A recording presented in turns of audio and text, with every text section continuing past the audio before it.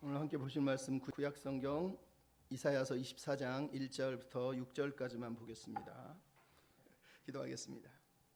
사랑하는 아버지, 오늘 우리가 말씀을 묵상할 때 함께 하시고 우리가 늘 아버지의 마음을 분별할 수 있는 지혜를 허락하여 주시옵소서. 연약한 모습은 십자가 뒤에 가리시고 홀로 영광을 받으시옵소서. 의탁함 예수님의 이름으로 기도하옵나이다. 아멘. 신축년 새해가 밝겠습니다. 신축년의 신은 매울 신이 아니라 흰 신, 하얀 소의 해라는 뜻이랍니다. 그래서 시작을 한번 넌센스 퀴즈로 시작하겠습니다. 아시는 분은 알겠지만, 자, 소가 한 마리 있습니다. 소가 한 마리 있어요. 뭐라 그럴까요? 소원이라고 그럽니다. 소가 두 마리 있습니다. 투우라고 그럽니다. 소가 네 마리 있습니다. 뭐라 그래야 되죠? 소포. 이해가 안 되시나? 소가 죽었습니다. 뭐라고 하죠? 다이소. 소가 서울로 갔습니다. 뭐라고 해야 되죠? 소설가. 소들이 다 같이 노래를 부릅니다. 뭐라고 그래야 되죠? 단체 소송. 단체 소송이에요. 웃으라고. 여러분, 신축년 새해가 돼서 소에 대한 구호가 많습니다. 근데 가만히 생각하면 하나님이 우리를 향하여서도 올해 너희들에게 내가 소를 맡겼으니 소를 좀 잘 키워서 나한테 좀 줬으면 좋겠다 라고 하나님 우리에게 소를 맡기신 것 같습니다. 여러분, 다 소가 한 마리 있다는 걸 기억하십시오. 이미 맡기셨어요. 잘 관리해야 돼요. 어떤 소를 맡겼습니까? 주여, 너무 거룩하셔. 감사하소, 찬양하소, 예배하소, 기도하소, 영광 돌리소. 여러분에게 맡기신 소들이에요. 감사하소, 예배하소, 찬양하소, 기도하소, 영광 돌리소. 여러분, 그렇게 사셨으면 좋겠습니다. 벌써 예배 때문에 시끄럽습니다. 저 부산에 가면은 비대면 예배는 안 한다. 우리는 목숨 걸고 예배를 지키겠다. 너무너무 가슴이 아픕니다. 여러분이 이미 이사야서 1장을 봤으면 하나님이 뭐라 그럽니까? 니네들 교회 와서 마당만 밟는 거 나 싫다. 예배 그 헌금 다 필요 없다. 무슨 얘기인지 아시죠? 너희들이 피 흘려서 사람을 죽이는 것 때문에 나는 예배를 못 받겠다라고 이사야서 1장은 선언을 한단 말이에요. 여러분, 우리가 지키는 건 좀 죄송하지만 예배 의식이 아니에요. 예배를 지키는 거예요. 예배를 지킨다는 건 이사야서에서의 예배자의 마음, 예배자의 정신을 지키는 거예요. 우리가 진짜 지키는 건 그래서 예배가 아니라 믿음이에요. 믿음을 지키는 거라니까요. 여기서 예배를 드리든 온라인으로 예배를 드리든 우리가 붙들어야 될 건 내가 예배자인가, 내가 대면을 하든 비대면을 하든 하나님을 정말 예배하는 믿음을 가진 믿음의 백성인가, 그게 더 중요한 거예요. 하나님은 올해 우리에게 예배자가 되기를 원하실 거예요. 우리는 정말 예배자가 돼야 돼요. 작년에도 그랬지만 오늘도 신실하게, 올해도 신실하게 하나님을 예배하는 예배자가 돼야 되는 거예요. 예배자라는 건 앉아서 예배드리는 사람이 예배자가 아니에요. 그것도 중요하지만 모든 순간 하나님이 인정하는 믿음을 지키는 사람이 예배자란 말이에요. 여러분, 우리가 그런 믿음의 예배자들이 다 됐으면 좋겠습니다. 특별히 여러분, 예배라는 단어를 들을 때마다 예배가 뭘까? 이런 생각을 많이 하지만 성경이 말하는 예배는 큰 틀에서 보면 우리가 행하는 행위가 아니에요. 하나님이 우리를 통해서 무언가 우리 삶을 통해서 하고 계시는 실천, 그것에 참여하는 게 예배예요. 하나님이 온 땅을 향하여 품고 계신 그 하나님의 비전과 꿈의 이야기 속에 들어가서 함께 하나님의 뜻을 행하고 실천하는 삶, 그게 예배자라는 거예요. 그래서 여러분, 예배의 목적은 뭐예요? 우리가 하나님의 형상을 닮아서 하나님이 기대하는 사람이 되는 게 예배의 진짜 목적이에요. 예배의 목적은 헌금 드리고 기도하고 여기서 하나님 부르짖는 게 아니라 하나님의 사람으로 변화되는 게 목적이라니까요. 아무리 예배를 해도, 아무리 설교를 많이 해도 내 인생이 변화되지 않으면 우리는 예배에 실패하는 거예요. 진짜 예배의 성공은 내가 하나님의 사람으로 예수님을 좀이라도 더 어제보다 1mm, 2mm, 3cm, 10cm, 100cm 더 닮아가는 게 예배의 목적이란 말이죠. 여러분, 오늘 한해 여러분 예배에 성공했으면 좋겠습니다. 주님을 닮아갔으면 좋겠습니다. 주님이 기대하는 예배자로 세워졌으면 좋겠습니다. 여러분, 그런 마음으로 우리가 살았으면 좋겠어요. 오늘 우리가 읽은 본문의 내용은 종말론에 대한 얘기, 말세에 대한 얘기를 들려주고 있지만 사실은 이 이야기도 결국은 우리에게 예배자로 살라고 부르시는 예배자의 부르심의 이야기라는 걸 여러분이 기억할 필요가 있어요. 우리 선배들은 늘 얘기했거든요. 하나님을 믿는다라는 건 끝을 알고 사는 인생이에요. 우리의 끝은 이미 결정됐다는 얘기예요. 왜? 그리스도 안에 정죄함이 없다. 심판은 이미 끝났다. 믿는 사람들이라는 거. 우리는 이미 종말에 대해서 두려워하고 벌벌 떨면서 종말이 어떻게 될까 고민하며 살 인생이 아니에요. 하나님이 우리를 부르신 건 종말이 어떻게 될까가 아니라 종말이 결정된다는 걸 믿는 사람들이 오늘 여기서 하나님을 예배하는 하나님의 예배자로 오늘 하루를 신실하게 사는 게 하나님의 꿈이에요. 그래서 계시록을 주는 거고, 그래서 이사야 24장부터 27장 같은 묵시록을 주는 거예요. 종말의 목적, 계시록의 목적은 나중에 나게 무슨 일이 벌어질까? 나는 구원받을까?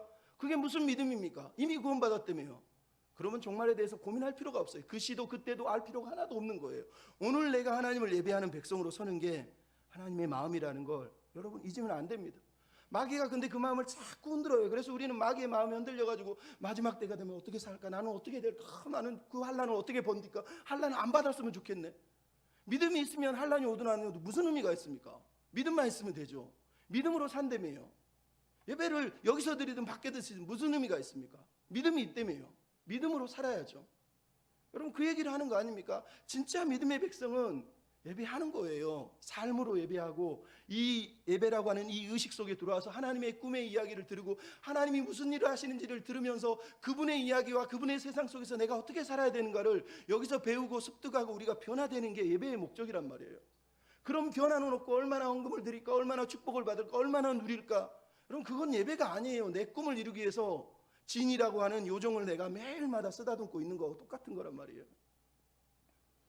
여러분도 알지만 1992년 세상이 종말한다고 이장님이라고 하는 사람이 다미송교회를 세워서 온 세상에 난리가 난 적이 있어요. 수많은 사람들이 막 집도 팔고 재산도 팔고 모여가지고 난리를 쳤잖아요. 1997년은 10세기 예언자인 노스트라다무스가 지구가 멸망한다 그래서 수많은 사람들이 모여서 종말을 기다렸죠. 1999년 7월 왔습니까? 그래도 2012년에는 또 사람들이 고대 마야 문명에 보니까 2012년에 지구가 멸망한다더라 해서 사람들이 막 행성이 충돌해서 지구는 없어진다고 또 난리가 났어요. 그래서 영화도 나왔죠. 2012년이라는 영화까지 나왔어요.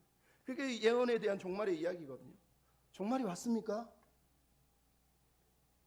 몇 년 전에 신옥주라고 하는 여자가 미국이죠. 은혜로 교회라고 하는 교회에 섬기던 여자 목사인데 자기 교인들을 그냥 피지로 데려가서 피지라고 하는 섬에 단체로 모여가지고 거기서 이 사람들에게 타작마당이라고 귀신을 쫓아낸다 그러면서 막 폭행하고 막 예배 시간에 불러가지고 뺨 때리고 내 말 안 들어 너 죽을 거 지옥 갈래 막 이러면서 얼마나 어이가 없는지 모릅니다. 그 사람이 결국은 대법원에 2020년 2월에 확정이 나서 7년 실형을 살게 됐지만 여러분 마귀가 하는 일은 언제나 이런 거예요. 헛소문을 퍼뜨리고 헛생각을 집어넣어서 자꾸 우리 마음이 하나님이 주신 마음을 뒤틀고 비틀어서 하나님의 뜻과 상관없이 살게 만드는 거예요. 그 중에 하나가 종말 아니면 마귀 이런 거란 말이에요. 여러분 종말이나 마귀에 대한 이야기는 너무 무시해도 안 되지만 너무 지나치게 관심을 가지면 안 되는 상황이에요. 근데 한국교회는 너무 지나치게 종말에 대해서 마귀에 대해서 관심을 갖고 두려워하는 사람들이 많단 말이에요. 옛날에 C.S. 루이스라는 사람이 그래서 이런 얘기를 한 적이 있어요. 역사를 더듬어 볼 때 이 세상을 위해서 가장 많이 일한 사람들은 천국을 가장 많이 생각한 사람들이다. 여러분 이게 기독교예요. 하나님의 나라를 소망하는 사람은 그 하나님 나라를 믿기 때문에 여기서 그 나라를 위해서 헌신하고 최선을 다해 사는 거예요. 내가 천국을 믿으니 얼른 나 죽고 싶다. 아이고 이 나이에 더 살아서 뭐하냐부터 시작해서 별의별 생각을 다 하지만 하나님은요 그 나라를 믿기 때문에 오늘 여기서 최선을 다해 살기를 원하는 거예요. 천국을 가장 많이 생각한 사람이 이 땅에서 가장 많은 일을 한 거예요. 우리가 아는 윌리엄 윌버퍼스 같은 사람, 수많은 음악가들 다 크리스찬들이잖아요.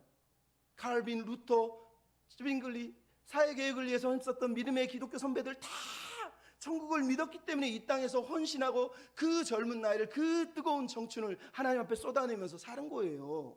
그게 예배자예요. 그게 예배자. 천국을 가장 많이 생각하는 사람, 다른 얘기로 하면 하나님을 가장 많이 예배하는 사람이란 뜻이에요. 여러분 우리에겐 건강한 종말론이 필요하고 건강한 예배자의 마음이 필요해요. 오늘 본문 24장은 그 얘기를 들려주고 있어요. 하나님 21년 한 해 나는 신실한 예배자로 살고 싶습니다. 어떻게 살아야 될까요? 따라서 하시죠. 언약의 말씀을 붙들고 삽시다. 네, 언약의 말씀을 붙들고 사는 거예요.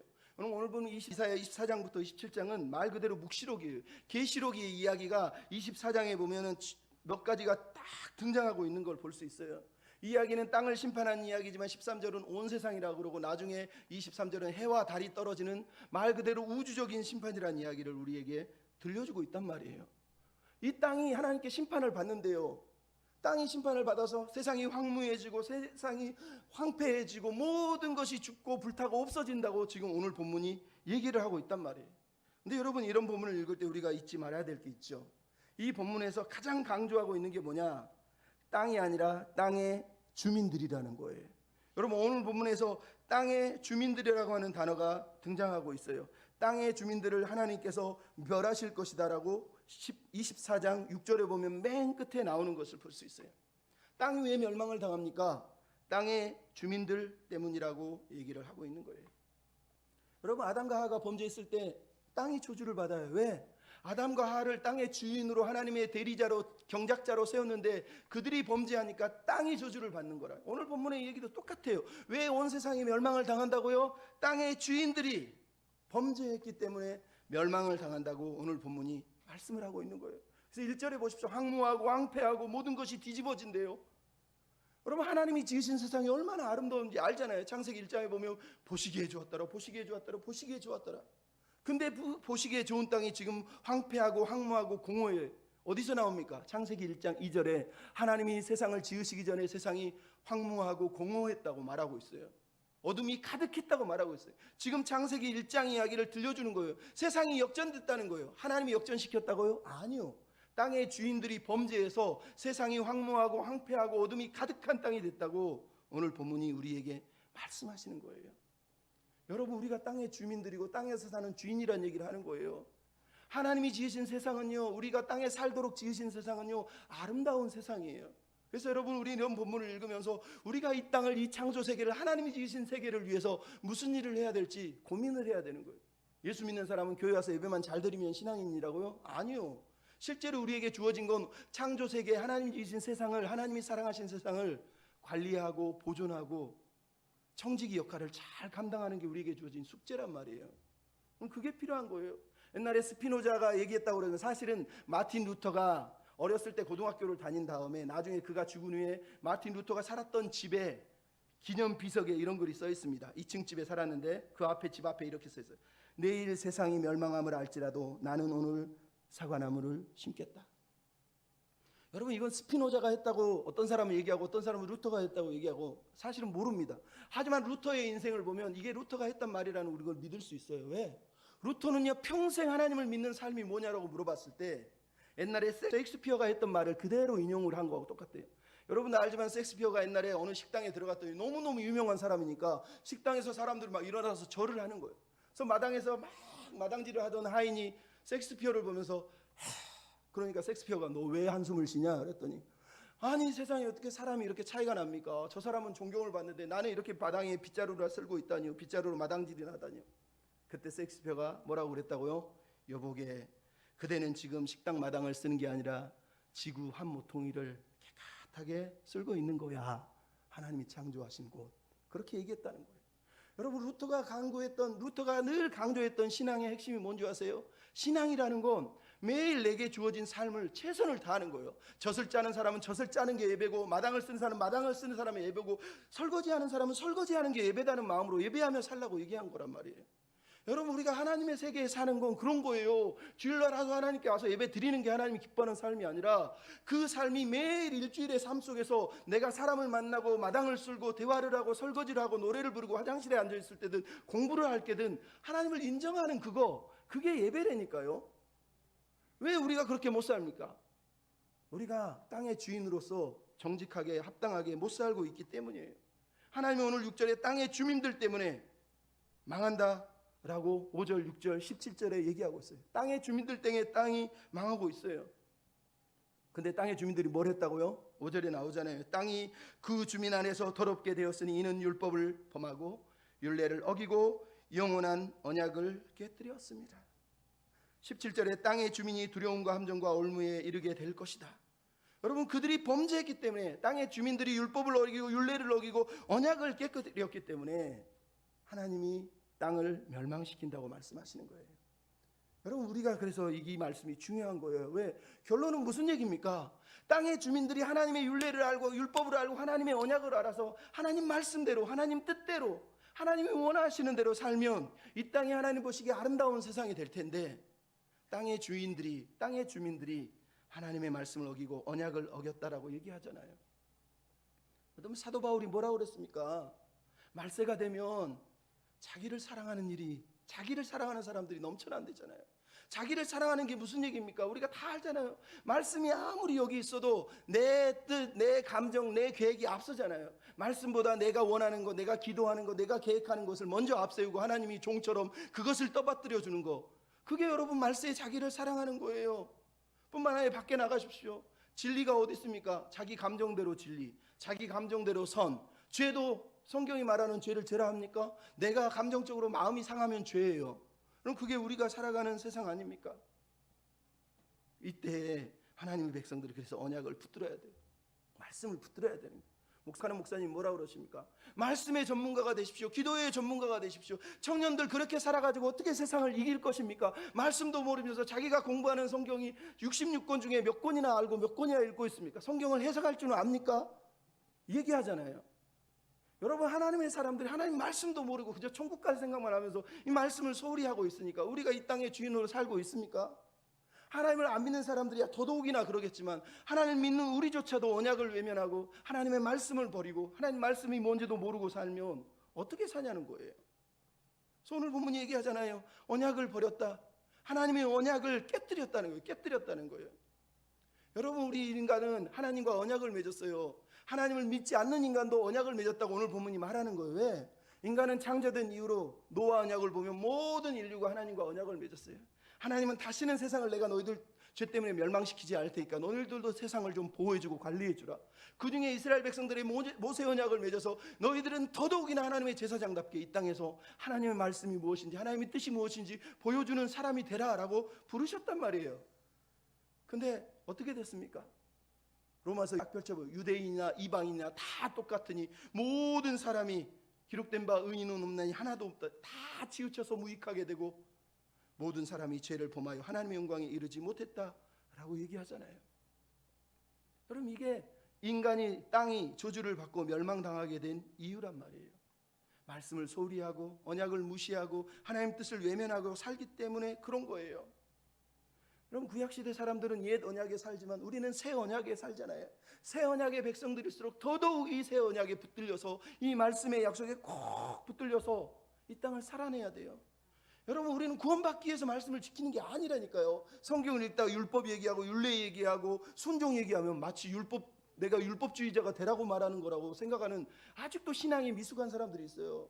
여러분, 우리가 말씀을 지키는 건 그분이 나를 은혜로 구원해 주셨기 때문에, 그가 나를 그 피로 새 언약의 백성으로 삼아 주셨기 때문에 나는 새 언약의 백성답게 이 땅에서 살아내는 것을 하나님이 요구하시는 거예요.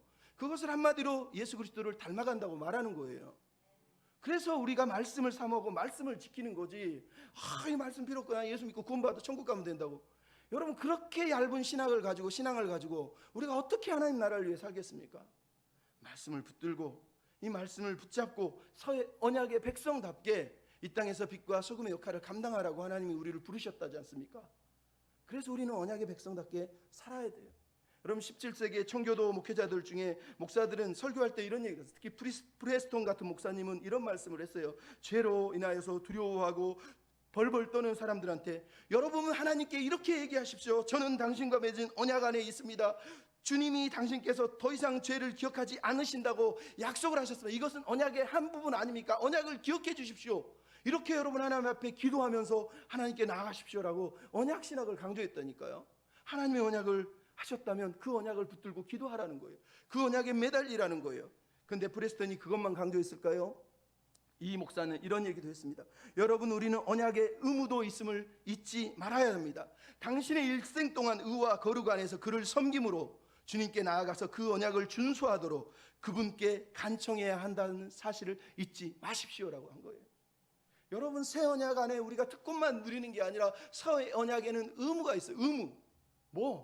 사도 바울이 얘기했잖아요. 그러므로 형제들, 하나님의 모든 자비하심으로 너희를 구하니 너희 몸을 하나님께 받으신 거룩한 산 제사로 드리라. 그러면서 뭐라고요? 이 세대를 본받지 말고 마음을 새롭게 하는 변화를 받아 하나님의 선하시고 기뻐하시고 온전하신 뜻이 무엇인지 분별하도록 하라. 분별하라는 게 뭐예요? 그냥 분별만 하라는 거예요? 그렇게 살라는 거잖아요. 여러분, 우리에게 언약적 의무가 있다니까요.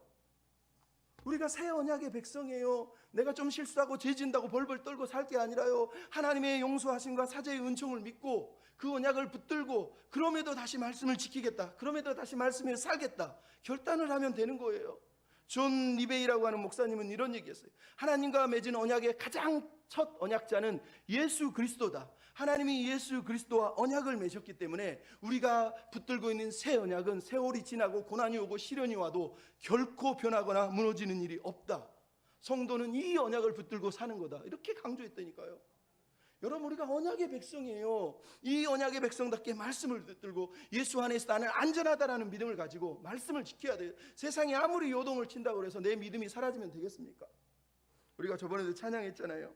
나 비록 넘어지며 흔들리지만 주 내 안에 거하면 나를 붙드시니 내 생각을 주님께 돌리고 주 약속 안에서 내 영혼 평안합니다. 내 뜻보다 크신 주님의 계획을 나는 믿습니다. 내 영혼 평안해, 내 영혼 평안해, 내 영혼 평안해.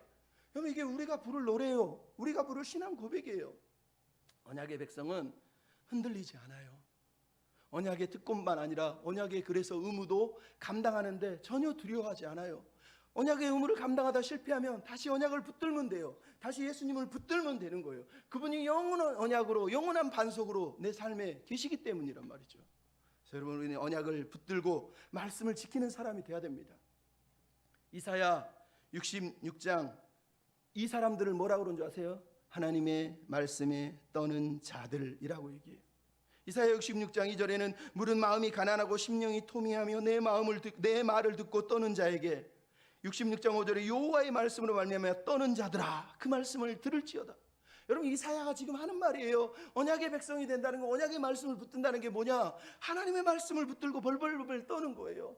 이 말씀이 얼마나 소중한지 얼마나 오묘한지를 두려워하면서 말씀을 대하는 거란 말이에요. 이 말씀을 가볍게 읽으면 안 돼요. 대강대강 막 그냥 무슨 라면 먹도 후루룩 짝잡아듯이 먹으면 안 된다고요. 정말로 씹고 맛보고 즐기면서 하나님의 말씀 앞에 떠는 사람, 그 사람을 하나님 인정하는 거예요. 여러분, 요한계시록도 정확하게 뭐라고 그럽니까? 12장 27절의 요한계시록에 하나님의 계명을 지키고 예수를 증거를 가진 사람들, 14장 12절엔 내가 여기 있으니 하나님의 계명과 예수에 대한 믿음을 지키는 자니라. 여러분, 계시록 마지막 장에도 믿음의 백성은 뭐를 한다고요? 하나님의 계명을 지키고 예수의 증거를 붙들고 그 피를 의지하고 견디고 있는 사람이라고 얘기하는 거예요. 누가복음 18장 7절에 예수님이 내가 마지막 때에 믿음을 보겠느냐? 어떤 믿음이라고요? 오늘 본문이 말하는 믿음이에요. 성도의 인내는 여기 있으니 하나님의 계명과 예수에 대한 믿음을 지키는 자. 여러분, 우리는 믿어야 돼요. 예수님 뭐라 그랬어요? 주여 주여 하는 자가 아니라 아버지의 뜻대로 행하는 자가 하나님이 기뻐하는 백성이라고 얘기했다니까요. 교회에서 아무리 주여 주여 소리 질러도 내가 아버지의 뜻대로 안 살면 그 사람은 내 백성이 아니라고 예수님이 아예 선언을 하시잖아요. 근데 왜 우리는 이런 말씀을 두려워하지 않습니까?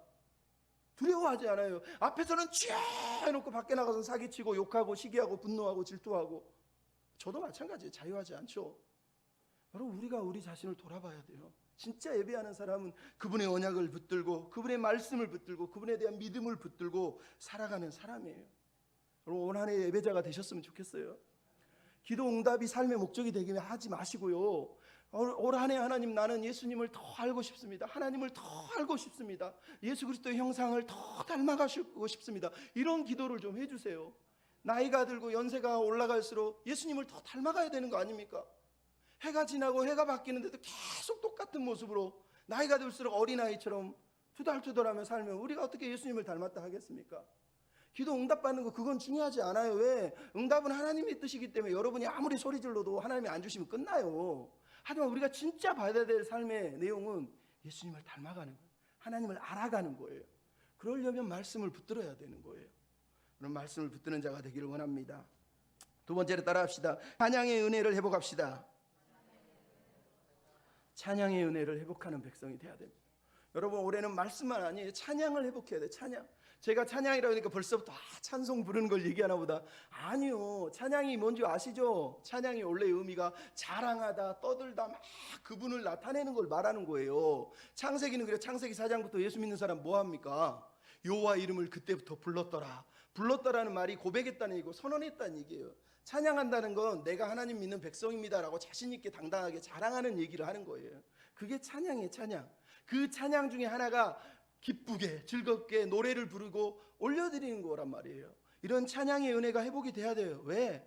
여러분, 우리가 1절부터 5절만 읽었지만 6절부터 13절의 내용이 뭐가 나옵니까? 땅이 저주를 받고 나서 사람들이 그때부터 포도주를 거두지 못하니까 6절부터 13절은 포도주를 마시지 못함으로 사람이 기쁨을 잃어버리고 즐거움을 잃어버리고 즐거움이 사라졌다고 얘기하고 있어요. 여러분, 사람이 범죄하니까 기쁨과 즐거움이 사라져, 기쁨의 노래, 즐거움의 노래 다 사라졌다고, 노래가 사라진 세상을 우리에게 들려주고 있는 거예요. 이게 무슨 얘기인지 아시죠? 이스라엘 백성들에게 구약에서 포도주는 언제나 뭘 상징해요? 기쁨을 상징해요. 기쁨. 하나님이 내게 포도주를 주셨다, 이 말은 하나님 내게 기쁨을 주셨다는 뜻이에요. 그것은 소유를 말하는 게 아니라 하나님 안에 누리는 기쁨을 말하는 거예요. 근데 지금 하나님이 땅에 저주를 하니까 무슨 일이 벌어져요? 포도주가 끝나고 기쁨이 사라지고 즐거움의 노래가 사라지고 사람들이 기뻐하지 못하고 즐거워하지 못하고 땅의 기쁨이 사라졌다고 얘기하고 있어요. 여러분, 땅이 저주를 받은 이유가 첫째는 땅의 주민들 때문이었어요. 두 번째는 뭐라고요? 땅의 기쁨 때문이에요. 하나님이 땅의 기쁨을 기뻐하지 않는다니까. 그래서 땅의 기쁨을 없앴다는 거예요. 여러분, 아무리 돈을 많이 벌고 저기 가서 술 먹고 노래방에서 노래를 부르고 여러분 미스터 트롯 노래를 불러도 그 마음에 하나님의 영이 임하시지 않은 거예요. 영타가 영웅아 호중아 불러도 그건 예수님이 아니라니까요. 우리가 부를 노래는 그런 노래가 아니에요. 땅의 노래는 그래 살다가 가끔씩 부를 수는 있죠. 여러분, 땅의 기쁨이 왜 사라집니까? 땅의 노래를 사랑하니까 그런 거예요. 술 먹고 거들먹거리면서 노래방에 가서 노래 부르면서 야 오늘 쏜다 막 이러면서 그런 거 보잖아요. 우리가 그런 거 아닙니까? 그렇게 노래를 안 하더라도 뭐 잘 되면 내가 잘났어, 나 봐봐 나 잘했지, 나 칭찬해줘. 여러분, 사람들이 그러면서 살잖아요. 나 이번에 승진했어, 이번에 뭐 좋은 일 했어, 뭐 이번에 엄청 잘 된 것 같아.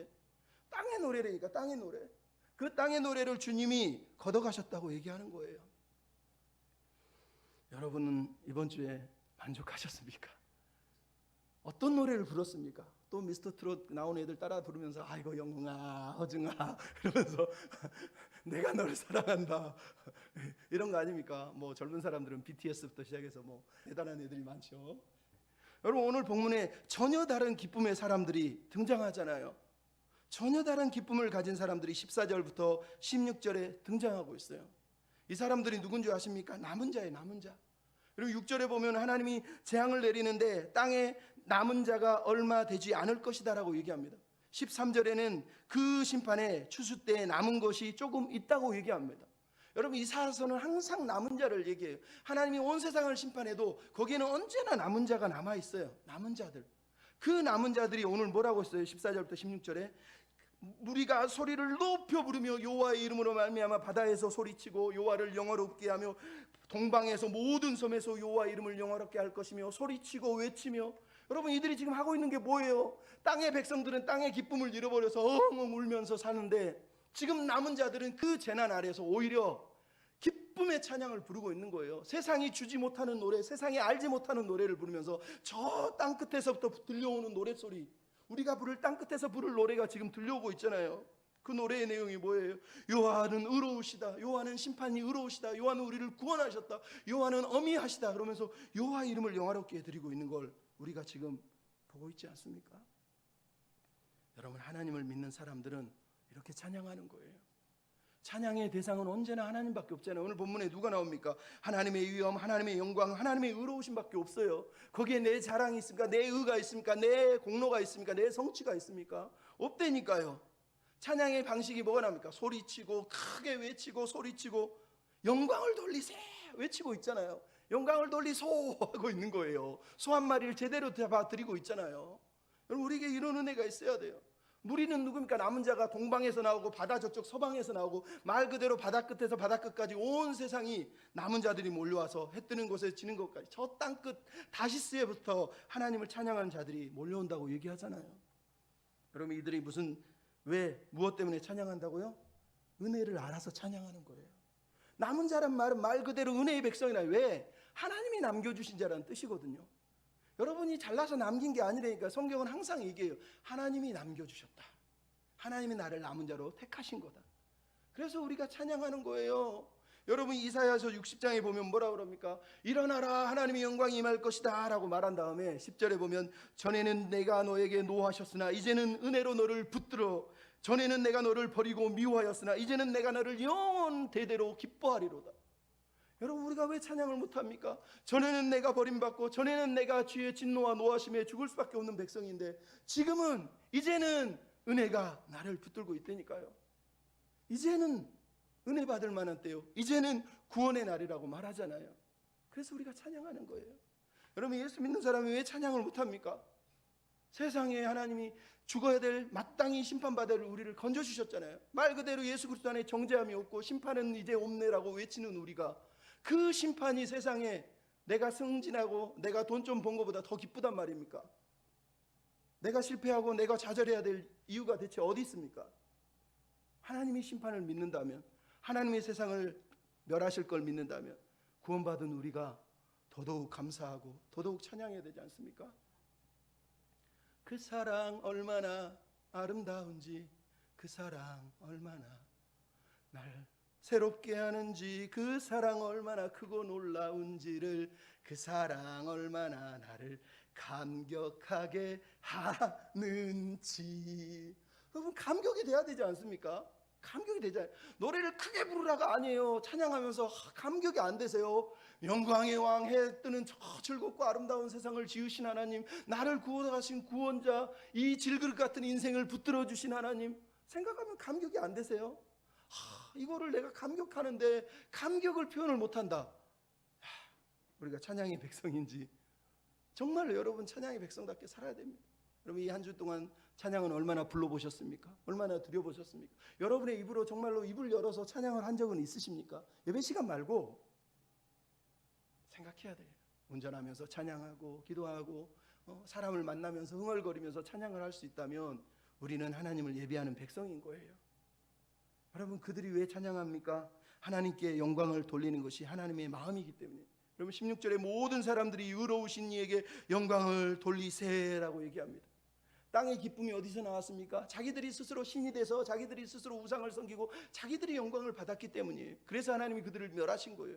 하지만 하나님은 오늘 이 백성을 통해서 남은 자는 하나님께 영광을 돌리고 있는 것을 보면서 하나님이 지금 기뻐하고 있잖아요. 하나님이 즐거워하고 있잖아요. 모든 사람들이 땅끝에서 와서 부르는 노래의 핵심이 영광을 돌리세요. 영광을 돌리세요. 그리고 우리가 알잖아요. 계시록에 우리가 천국 가서 말 그대로 계시록에 나오는 그 유리바다에서 하는 게 뭐예요? 찬양하는 거, 찬양하는 거. 하나님 백성이 찬양하는 거에 왜 뭐가 더 있습니까? 솔직히 얘기해서 감사하고 은혜에 감격하면 찬양하게 되어 있는 거예요. 그럼 하나님 그걸 원하신다니까요. 이사야 66장 9절에 이런 얘기가 있어요. 보라 여호와의 영광이 임하였고 여호와의 빛이 임할 것이니 한 다음에 나라들은 빛으로 왕들은 내 영광으로 나오리니 섬들이 나를 앙망하고 다시스의 배들이 먼 곳에서 내 자손들을 불러 모아 하나님의 이름에 드리며 거룩한 이에게 예배하고 감사할 것이다.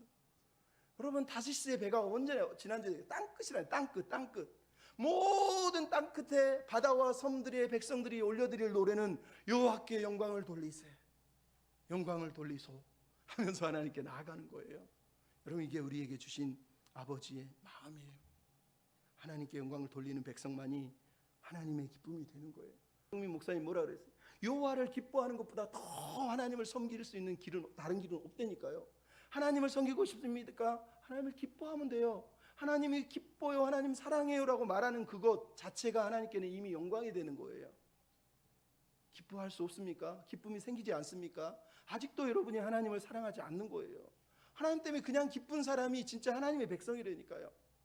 여러분 스탠리 존스라고 하는 선교사님이 89세에 사망을 했지만 돌아가시기 전에 1971년 12월 8일 날 어느 날 갑자기 나이가 80이 넘었는데 뇌졸중으로 팍 쓰러집니다. 하나님의 나라를 위해서 열심히 헌신한 사람이 갑자기 실명해서 눈도 안 보이고 뇌졸중에 쓰러지니 다리도 안 움직여 손도 안 움직여 머리 두뇌만 남아있는 거예요. 근데 쓰러지기 전날 쓴 책이 제목이 흔들리지 않는 나라와 변함없는 분이라고 하는 책을 썼어요. 그 책을 쓰고 쓰러진 거예요. 근데 그분이 쓰러지고 나서 이런 고백을 합니다. 변한 건 하나도 없다. 나는 여전히 기도로 하나님과 교통할 수 있다. 흔들리지 않는 나라에 나는 여전히 속해 있고 변함없는 분에게 나는 여전히 속해 있다. 나는 여전히 예수님은 주님이시다라고 고백할 수 있다. 정직하게 말하겠다. 그날 밤 뇌종증으로 쓰러졌을 때 하나님 나 왜 이렇게 나를 만드셨어요? 라고 묻지 않았다. 그리고 지금도 묻지 않고 살고 있다. 나는 지금도 여전히 하나님이 나와 함께 계시고 미래에도 함께 계심을 믿기 때문이다. 그분이 돌아가시면서 뭐라고 그랬어요? 내가 부를 영원한 노래는 예수 그리스도입니다. 예수 그리스도입니다. 예수 그리스도입니다. 여러분, 하나님을 평생 섬겼는데 뇌졸중으로 쓰러져서 몸도 다리도 모든 게 안 움직이고 머리만 살아있는데 나는 흔들리지 않는 나라를 가졌고 변하지 않는 예수님을 믿기 때문에 나는 예수님을 영원한 분으로 노래할 수 있다고 고백하잖아요. 여러분, 이분이 진짜 예배자예요. 선교사에서 그런 게 아니라 우리가 그렇게 살기를 하나님이 요구하신다니까요. 여러분, 이런 예배자들이 가지고 있는 특징 중에 하나가 오늘 본문에 잠깐 등장을 하죠. 뭐가 나옵니까? 16절에 보면 갑자기 영광을 돌리세 끝나자마자 나는 세잔하고 세잔하였으니 내게 화가 있도다. 이사야가 통곡을 하고 있어요. 여러분, 하나님을 예배하다 말고 갑자기 통곡을 할까요? 이게 예배자의 마음이에요.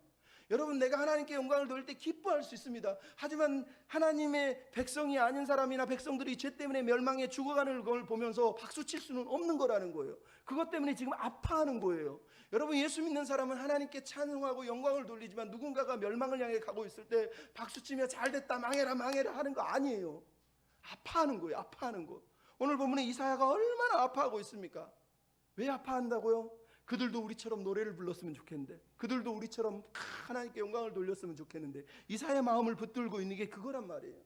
여러분, 우리가 은혜를 압니까? 하나님 영광을 위해 살겠습니까? 그럼 우리는 세상의 아픔 앞에 같이 아파할 수 있는 사람이 돼야 돼요. 같이 아파하고 울어줄 수 있는 사람이 돼야 된다고 성경이 말씀하잖아요.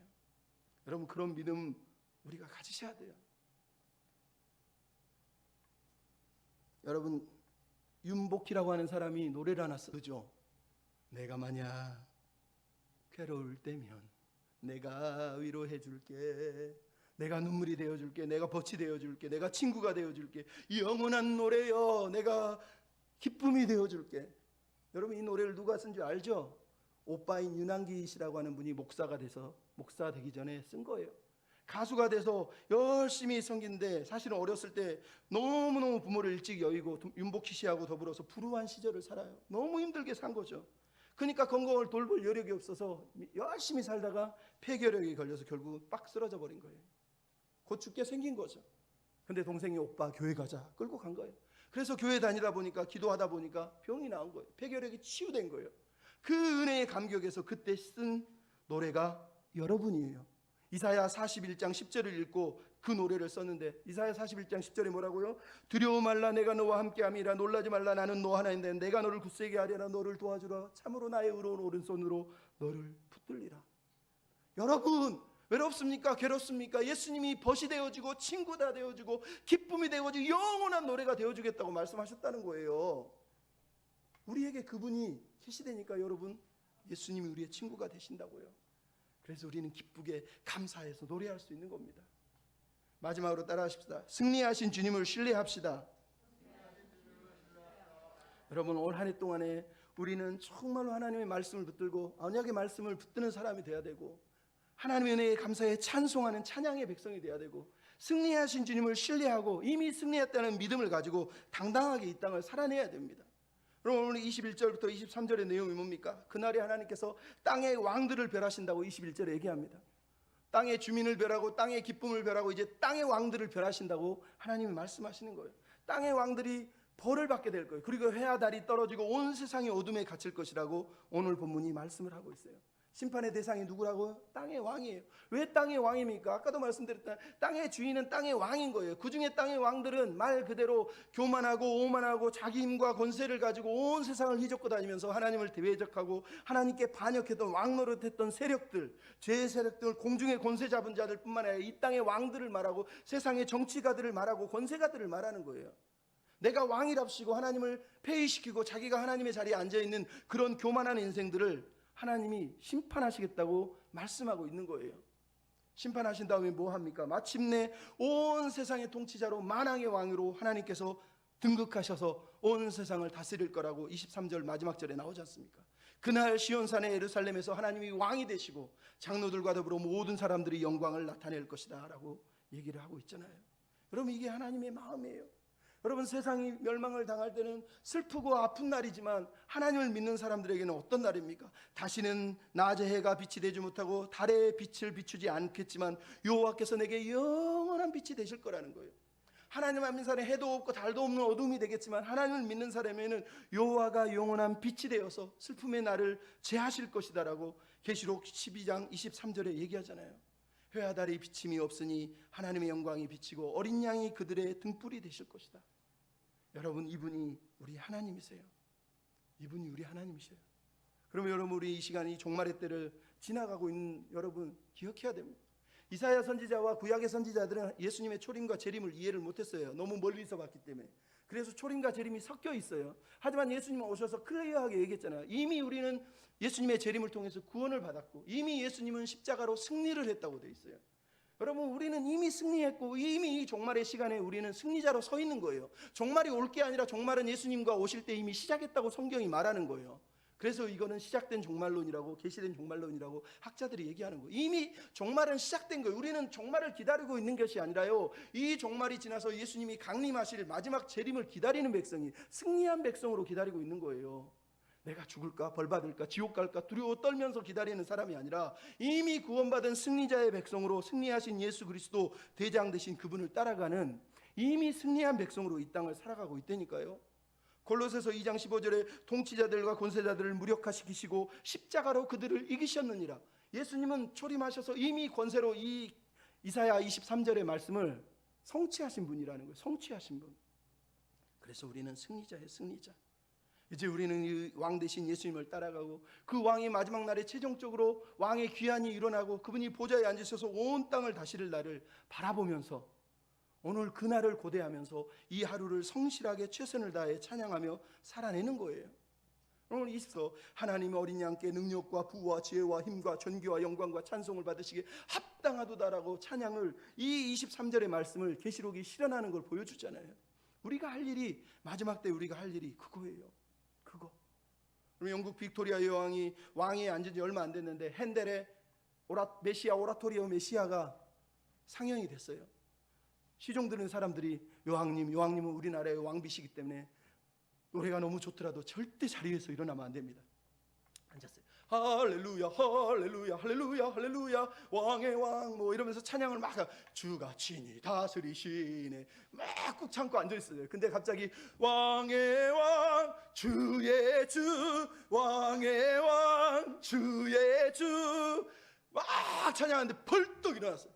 벌떡 일어나서 뭔지 아세요? 모자의 왕관을 딱 벗어서 딱 내려놓고 안정청을 했다는 거예요. 면류관을 벗어서 딱 내려놨다는 얘기예요. 실제 역사에서 있었던 얘기예요. 여러분, 우리가 하나님께 영광을 돌리는 게 그거예요. 하나님이 승리하신 걸 믿다면, 만왕의 왕 만주의 주가 우리의 주님인 걸 믿는다면 우리의 면류관을 내려놓을 수밖에 없는 거예요. 그 위험 앞에 내가 여왕이라고, 내가 왕비라고 까불고 거들먹거릴 수 있습니까? 안 돼요. 안 된다니까요. 진짜 하나님의 예배자들, 말씀을 붙들고 은혜의 찬송을 부르는 사람들, 영광을 돌리는 사람들은 절대 자기 영광을 구하지 않습니다. 그 왕관을 벗을 수밖에 없는 거란 말이에요. 예수님 말씀하셨잖아요. 내가 영원히 함께 해주겠다. 영원히 함께 해주겠다. 그 승리하신 주님이 우리와 함께 하시는 거예요. 우리와 함께 하시는 거예요. 여러분, 마지막 찬양하기 전에 이 이야기만 하고 마치겠습니다. 여러분 이미 들어서 알지만 호라시오 스페포드라고 하는 사람이 있어요. 그 사람은 변호사였어요. 모든 사업을 잘 구상하고 계획해서 미시간주 호숫가 근처에다가 엄청난 막대한 돈을 투자를 해서 재산을 모으고 있었어요. 근데 1871년에 시카고 대화재로 그 모든 재산이 싹 불타서 없어졌어요. 근데 그 순간 갑자기 자기 아내가 병이 걸려서 건강이 악화돼서 쓰러졌어요. 그래서 이 사람이 그 재난 속에서도 이 딸 4명과 부인을 유럽으로 여행을 시켜서 배로 떠나 보냈어요. 우리가 알잖아요. 근데 나중에 배가 침몰을 했어요. 그리고 전보가 왔는데 자기 부인이 저만 살았어요 라고 보냈다는 거예요. 여러분, 하나님을 믿는 변호사, 목사도 아니에요. 변호사 정말 그냥 전문직 사역자도 아니고요. 일반 평신도예요. 근데 아내가 살았대요. 딸들이 다 죽었대요. 재산은 다 불타서 없어졌대요. 그가 그 정보를 받고 자기 딸들이 죽은 바닷가에 갔어요. 그리고 여러분이 알잖아요. 거기서 엉 울면서 그날 밤 하나님 앞에서 가슴을 찢으면서 아파했어요. 사실은 그렇게 막 아파하는데 하나님이 자기 마음에 놀라운 평안을 주셨어요. 너무너무 고요한 거예요. 너무너무 평안한 거예요.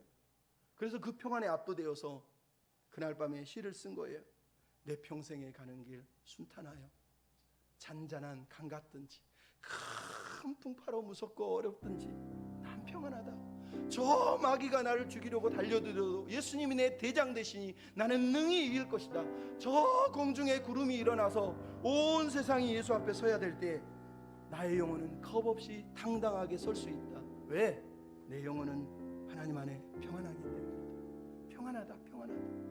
여러분, 우리 이 찬양 같이 부르면서 하나님, 내가 하나님의 언약 백성답게 살게 해주시고 하나님의 은혜의 찬양을 부르게 하시고 내가 승리하신 주님을 신뢰하며 어렵든지 기쁘든지 평안하든지 슬프든지 감사하며 평안합니다 고백하는 은혜의 백성이 되게 해주십시오.